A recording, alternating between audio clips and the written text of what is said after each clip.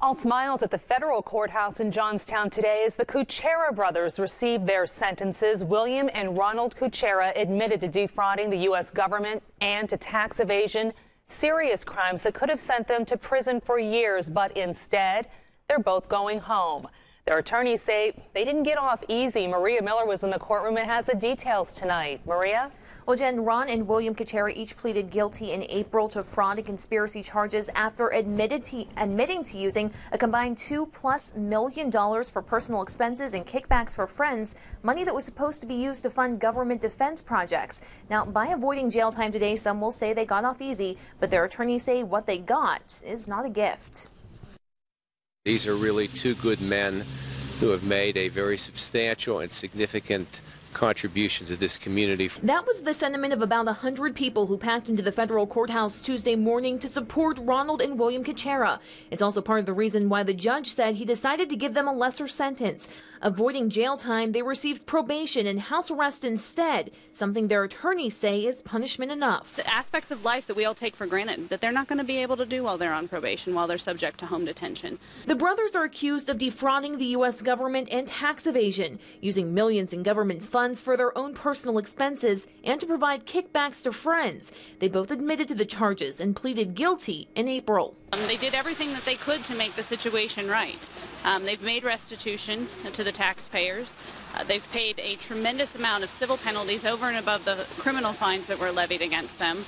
And they pled guilty, and they stood in open court, and they accepted responsibility. And at the end of the day, that was the only thing that they could do after the fact. On Tuesday, the prosecution acknowledged the Kuchera's impressive backgrounds and community outreach, but said the brothers weren't apologetic as they committed the crimes. Calculated moves, the prosecution said, spanned years and were not mistakes. It was not appropriate. What they did, they've been heavily penalized. They will learn from it and move on and benefit more and more people every year. This was not a gift, but indeed a harsh sentence and appropriate.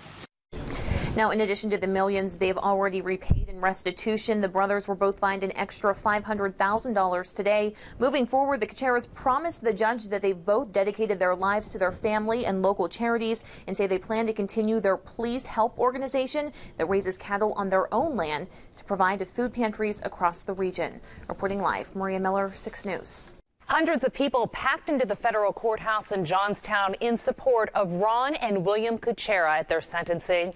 The brothers admitted to defrauding the federal government and to tax evasion, both serious crimes. But the judge said their actions seemed out of character and that the pair had gotten caught up with the wrong guy. Maria Miller was in the courtroom today. She's live with the very latest tonight. Maria? Well, Jen, part of the charges the Kucheras pleaded guilty to in April included giving kickbacks to friends. Today, the Kucheras' attorneys admitted what the brothers did was wrong, but they said they fell into a scheme.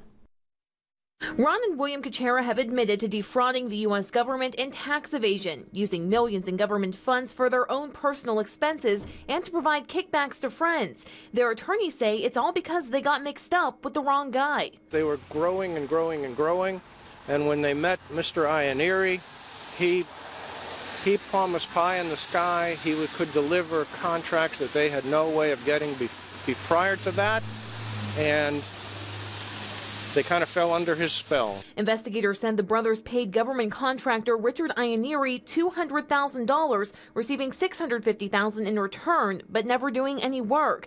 Investigators said the duo also used other money from defense contracts to pay for personal expenses, marking them off as business expenses.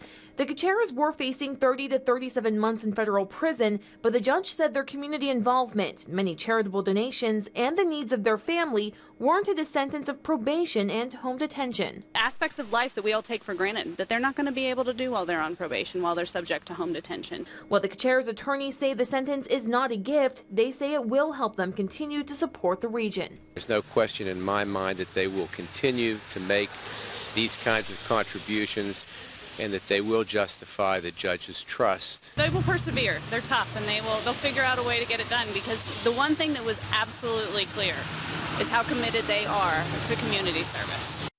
Now, the court says the brothers have already paid back more than $2 million in restitution and fines. As part of their sentence today, they'll be required to pay another $500,000 apiece, serve 1,000 hours of community service, and be prohibited from using firearms or weapons of any kind.